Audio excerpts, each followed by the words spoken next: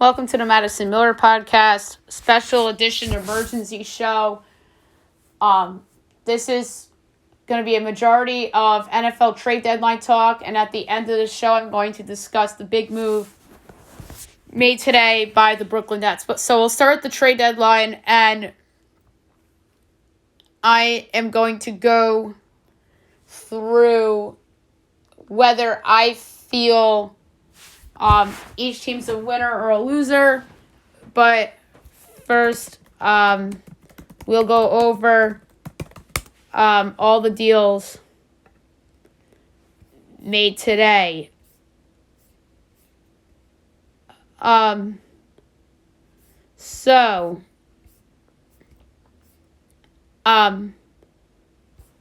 the relevant trade, but the Bills acquired Dean Marlowe from Atlanta for a 2023 7th-round pick, so that's a depth trade. Atlanta receives Rashad Fenton from the Chiefs for a 2023 7th, so I think that is a great trade for Atlanta. Colts-Bills trade. Buffalo gets Nyheim Hines, and Colts get Zach Moss in a 2023 conditional 5th. I like that one for both teams. Denver, they acquire Jacob Martin from the New York Jets with a 2024 5th for a 2024 4th.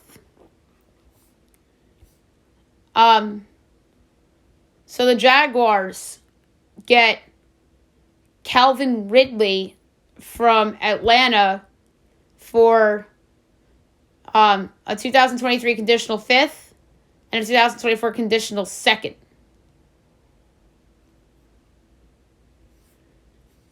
And then the big one, the Miami Dolphins land star pass rusher Bradley Chubb from the Denver Broncos along with the 2025 5th-round draft pick for running back Chase Edmonds, a 2023 first-round pick, which was San Francisco's pick in the Lance deal, and a 2024 4th. I love this deal for Miami. I was calling for them to get a pass rusher, and they land the best one available in Bradley Chubb. Denver gets a running back, which they need to replace Javonte Williams.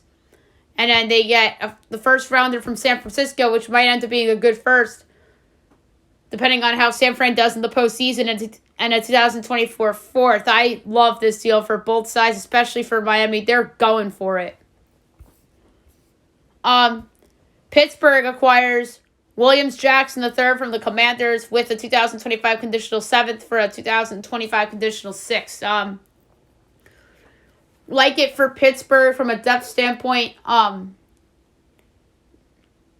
Just trying to stay competitive and have healthy bodies in the secondary. And then the Chicago Bears acquire Chase Claypool from the Pittsburgh Steelers for a 2023 2nd. I like the deal for both sides. It's risky for Chicago because that second-round draft pick might be the 37th pick of the draft. Nick Claypool, big help for Justin Fields. He just needs help everywhere around him. So, good trade from that perspective, but Pittsburgh gets a great pick in that deal. And the other monster trade, to me, the most surprising trade of the day. The Minnesota Vikings acquire tight end TJ Hawkinson from the Detroit Lions, along with the 2023 4th-round pick and the 2024 conditional 4th-round pick for a 2023 2nd and a 2024 3rd. I love this deal for Minnesota. Irv Smith Jr. is out 8 to 10 weeks with an injury, so this trade makes a ton of sense now. But Hawkinson's a better player than Irv Smith Jr. on the surface. This makes the Minnesota Vikings a better football team. I love that they went for it. Good job on Minnesota. And that offense should be unstoppable now, even with the not-so-great line. Detroit gets a 2nd in 2023, which is going to be like a mid-2nd, if not a later 2nd, and a 2024 3rd, which that's a little bit of an unknown because we don't know where the Vikings are going to be in the 2023 season. So from that standpoint, I understand. So I think it was a great trade for Minnesota and a nice haul for Detroit.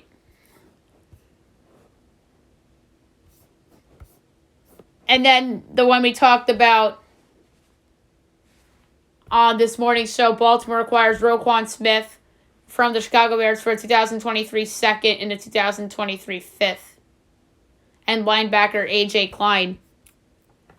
I just want to make sure real quick that the pick that Pittsburgh is getting is the Bears' own pick, not the Raven. So the pick going to the Steelers is Chicago's own selection and not the 2023 second-round pick that it received after trading Roquan Smith. Okay, so that makes that Steeler trade look a little better. But good on Baltimore for getting Roquan Smith. Their linebackers are just either old or inconsistent. And Patrick Queen's just been a big disappointment this year for the Baltimore Ravens. So going out and landing Roquan Smith, I think, is a pretty big deal for the Baltimore Ravens.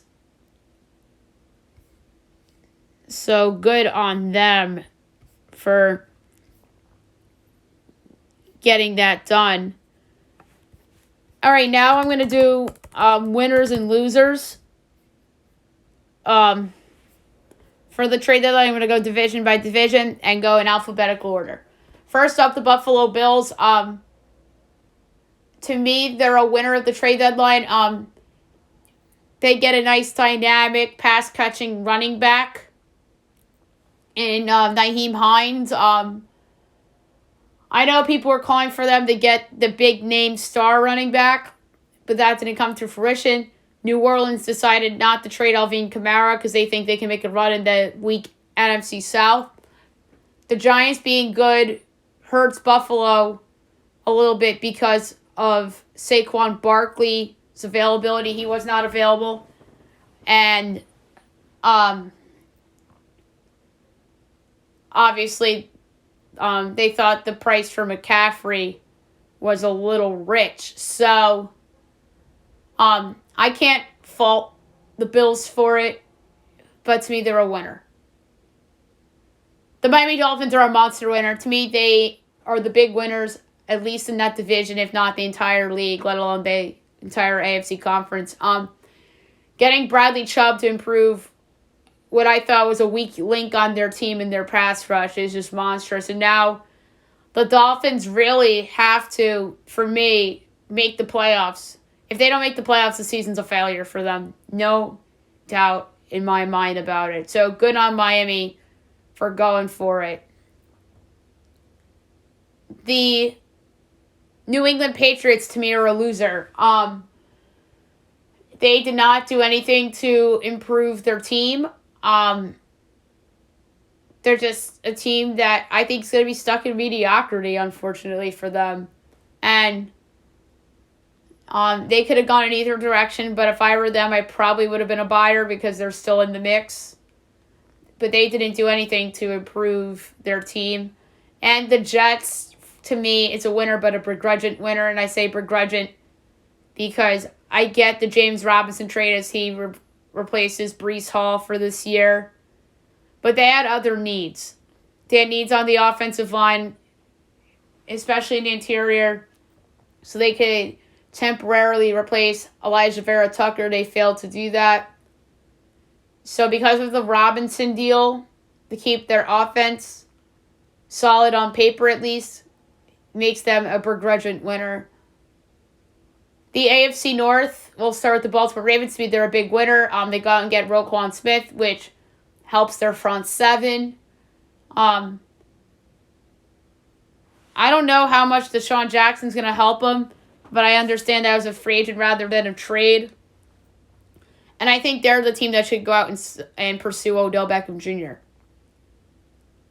At least in my opinion. Because Bateman's going to be out a little bit, so I understand that they didn't get a wide receiver, but the trade for Roquan alone for me, makes this team a winner. The Cincinnati Bengals, loser. To me, this is one of the biggest losers of the trade deadline. They do not go get a wide receiver. They do not help out the offensive line. So, therefore, loser. The Cleveland Browns, to me, are another loser. There could have been an opportunity for them to trade away Kareem Hunt. That would have been an excellent pickup for the Buffalo Bills, but they said they settle on Nyheim Hines. But the same reason for New Orleans I mentioned earlier when talking about the Bills with their pursuit of Alvin Kamara, I don't think the Browns feel that they're out of the division race by any stretch of the imagination. And then the Pittsburgh Steelers probably feel the same way in some degree by bolstering their secondary by getting Williams Jackson III.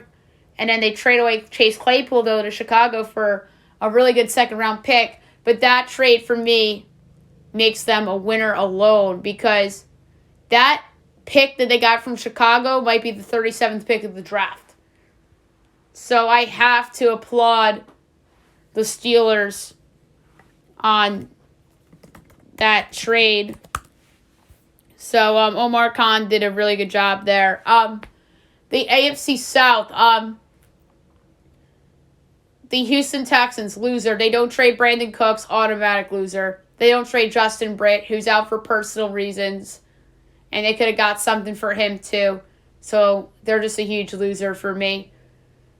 Indianapolis, I understand the trade of Hines, but to me this is a loser. This is a good roster, and that division is not a cakewalk for Tennessee. So, if I were them, I would have tried to make parts of the roster better where they could have used some help. Particularly in the secondary. The Jacksonville Jaguars. This is a tough one, but I'm going to say a loser. Calvin Ridley's not playing for them this year. He's suspended for the whole year. And I understand they didn't give up much to get him. But that doesn't help them this year. Like, they're a team that wants to win. I understand that they made that trade for 2023. But he's not helping them this year. And the Tennessee Titans, loser. They probably should have looked at even offensive line because Taylor Lewan's hurt right now. There's some other areas I think they could have improved on as well, especially at wide receiver. So they stood pat. So to me, the Titans, along with the rest of their division, the AFC South, are losers. The AFC West, will start with the Denver Broncos. To me, they're a big winner. And I mean a big winner in terms of a seller other than Pittsburgh. They get a great draft pick in that Bradley Chubb return. That pick could be anywhere realistically from like 17 to, I mean, if you want to be greedy, 32, because don't forget this is San Francisco's pick, not Miami's pick. So that has a high variance of where that pick can go. But regardless, it's a first round pick for a guy that wanted out and a guy that really hasn't stayed healthy a lot either. So I think they did a really nice job. And getting Chase Edmonds back in that trade was nice as well, so he could help contemplate the loss of Javonte Williams for this season. Next up is the Kansas City Chiefs. To me, they're a winner. They acquire Kadarius Toney for not a lot. And if he's healthy, he can help them a lot and become a big weapon for Patrick Mahomes in that offense. The Fenton trade, they had the depth to overcome that, I feel, so I can't really fault them for that. So because of the Toney trade, I have the Chiefs as a winner. The Las Vegas Raiders, loser. They didn't improve their team whatsoever. They could have traded some guys. they're 2-6, or I'm sorry, 2-5, and they really just sat on their asses and did nothing. The Los Angeles Chargers, this is a hard one because of the state of their roster, but to me, loser only because of Slater being out the whole season and all the other injuries they have. They could have used some depth pieces on their team, so therefore they're a loser. Excuse me. The NFC East, the Dallas Cowboys, they're a winner, but I consider them a begrudging winner because I like that Hankins deal from a depth standpoint, but they had needs at wide receiver and in the secondary, but they failed to address.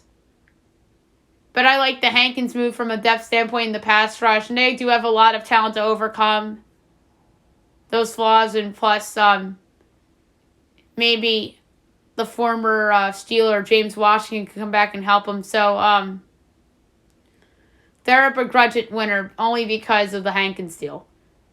The New York Football Giants, to me, is a loser. They trade Kadarius Toney, but I think they could have gotten a better package. Maybe teams are spooked because of his injury history, but I feel like if Green Bay or even Chicago were interested, then they could have gotten a better return. And they also don't even get a wide receiver to help this current 6-2 team out. But I wonder if they felt that the prices were too rich, which could be true. Or the general manager and the coach feel that this team is much worse than the 6-2 record, which is probably the case, unfortunately. And it's not a good look for Daniel Jones' future with the team either. But if they were sold on Daniel Jones, I feel like they would have gotten a wide receiver. So maybe that Seattle loss was a red flag for this front office, and it's why they held off on making any trades, and they felt that Seattle game was really alarming in what they could potentially be like in the second half of the season. So the Giants, to me, are a loser only because I feel that they could have gotten something better in return for Toney, and they could have potentially got Brandon Cooks or something like that.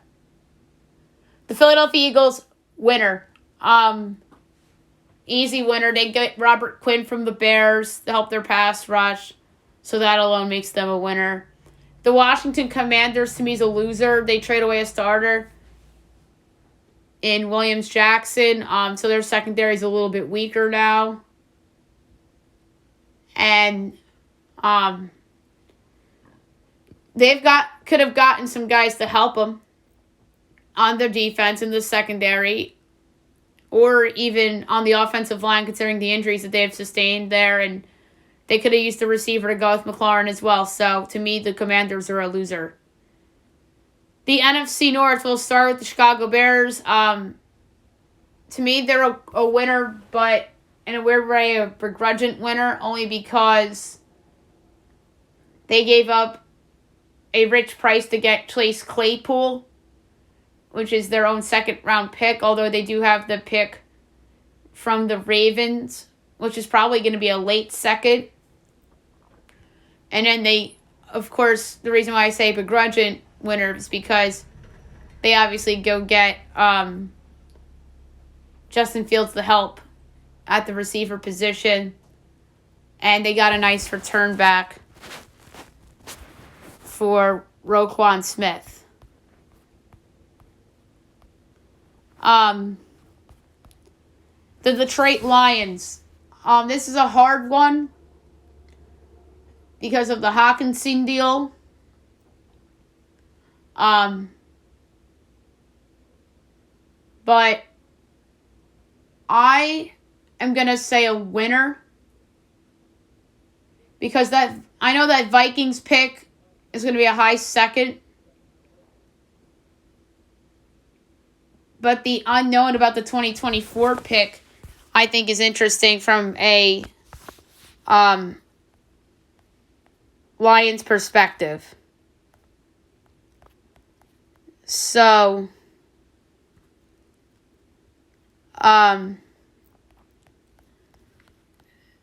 that's that.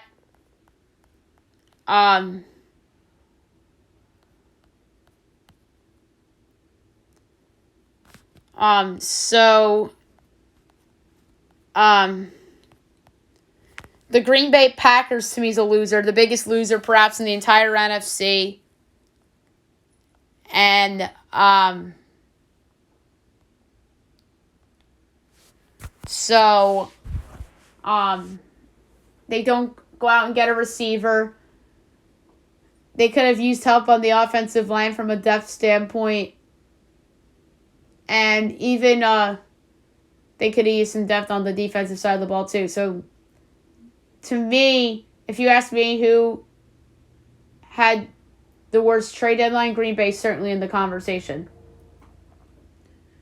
And then, last but not least, the Minnesota Vikings. They're a winner to go out and get Hockenson.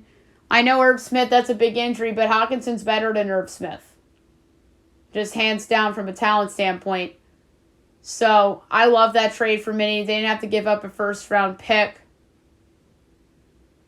And they're among the teams to beat in the NFC, along with Philly. The NFC South. The Atlanta Falcons. Here I'm going to say another... I want to say begrudging winner. But... I guess that's where I land because... I feel like nobody would have topped the Jacksonville offer for Calvin Ridley considering he's suspended right now. And the move for Rashad Fenton strengthens their secondary. So I gotta say a winner, but a begrudging winner. The Carolina Panthers to me are a loser. They do the Christian McCaffrey trade, but they keep everybody else. Why not just blow it up? Like, I understand you're in all these games, but PJ Walker's not the answer long term. So I would have traded away DJ Moore and Brian Burns and Jeremy Chin even to teams that could have helped, to teams that could have used those guys. Next up is the New Orleans Saints. To me, this is a tough one, but I'm going to say a loser. I don't know what they could have gotten for Alvin Kamara. It was just a very interesting thing that didn't ultimately come through fruition. So it's just a what-if factor there, and I think that they could have upgraded at some other positions as well, particularly on the defensive side of the ball. And the Tampa Bay Buccaneers are a big loser. Them and Green Bay are just been losers all season with two aging quarterbacks that look like they're battling father time, especially Tom with Tampa. And they don't even go out and replace Shaq Barrett, which is ridiculous. And the NFC West, last but not least, the Arizona Cardinals, to me, are yet another, what I like to call, a begrudging winner. Because they go out and, even though they lose Marquise Brown for the season, they go replace him with Robbie Anderson, who is a lesser player, but they didn't have to give up a lot to get Robbie Anderson, who I think will help them.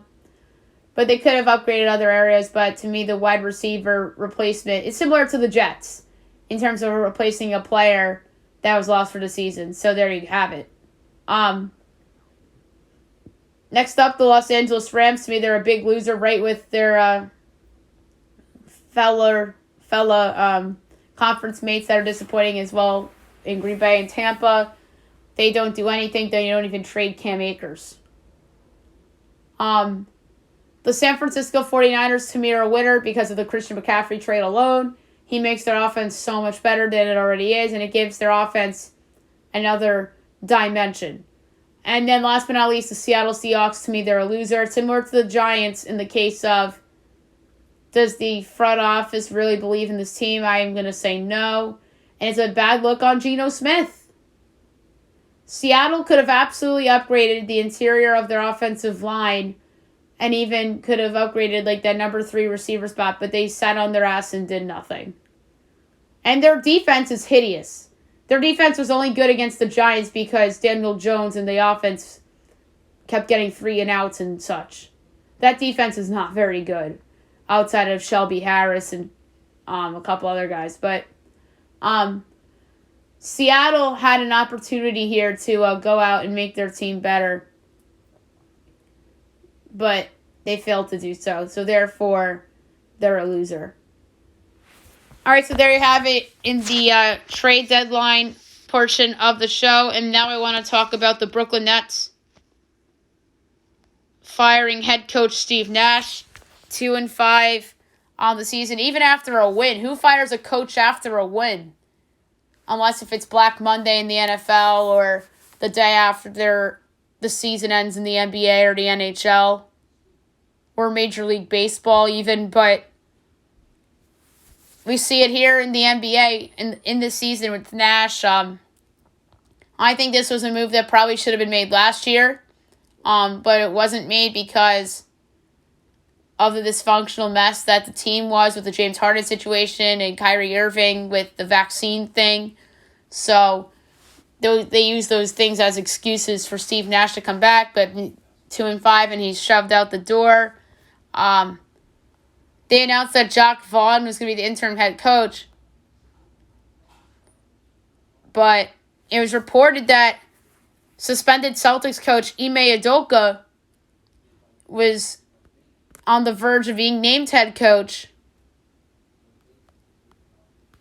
But Nets general manager Sean Marks said that there's been no decision on the head coach.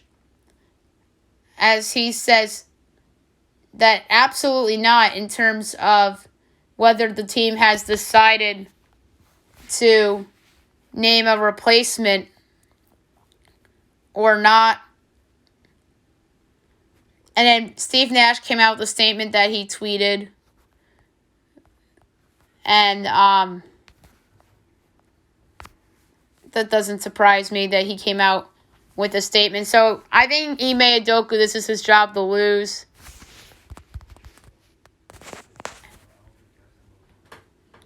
And this news broke at 12:52 in the afternoon.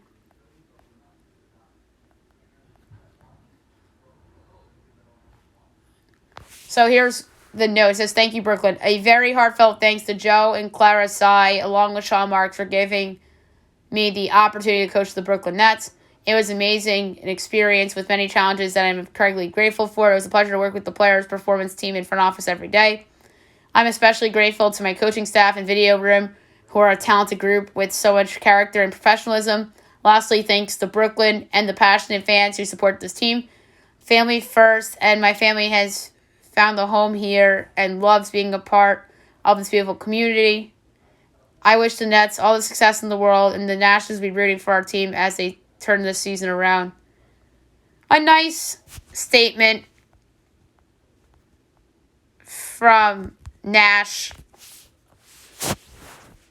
But in terms of other candidates other than Udoka, you're hearing former Jazz coach Quinn Snyder, who I think wants to get back into it, but I don't know if Brooklyn's the right job for him. I feel like Snyder wants to go to an up-and-coming team, like how he ended up with the Jazz when they were up-and-coming.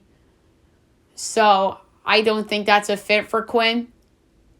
And Jacques Vaughn obviously used to be a coach. He was in the Orlando Magic coach, but just didn't work out. And the case for Udoka, the Brooklyn, is that Udoka is on Steve Nash's staff, so that potential hire makes a lot of sense. I'd be stunned if it's not Udoka. And the Celtics are okay with letting him go. And don't forget, it's the Celtics that suspended him a year, not the NBA. So Udoka has every right to leave the Celtics to go to Brooklyn. And the question is, did the Celtics want compensation for it or not? So it's really interesting that there were reports out saying that they were going to hire Udoka, and then Sean Marks went out and denied it. So I wonder somebody's lying here. Maybe the media had the wrong information, or Sean Marks lying to everyone. So I wanted to have Jeff Burns to talk about the Steve Nash firing today, but I want to have him on Thursday or Friday instead to talk about this, because the Breeders' Cup is this weekend, and I like to have Jeff on when the big horse races are closer rather than further away in the week. So that's why I'm going to ask Jeff to come on Thursday or Friday if he is available to join me. But he was the one I wanted to have on to talk about this because he's a Nets fan, and I'm sure he has some interesting thoughts on this as well. So, crazy day in sports with the NFL trade deadline and the Brooklyn Nets firing Steve Nash. So there you have it for this evening's emergency podcast.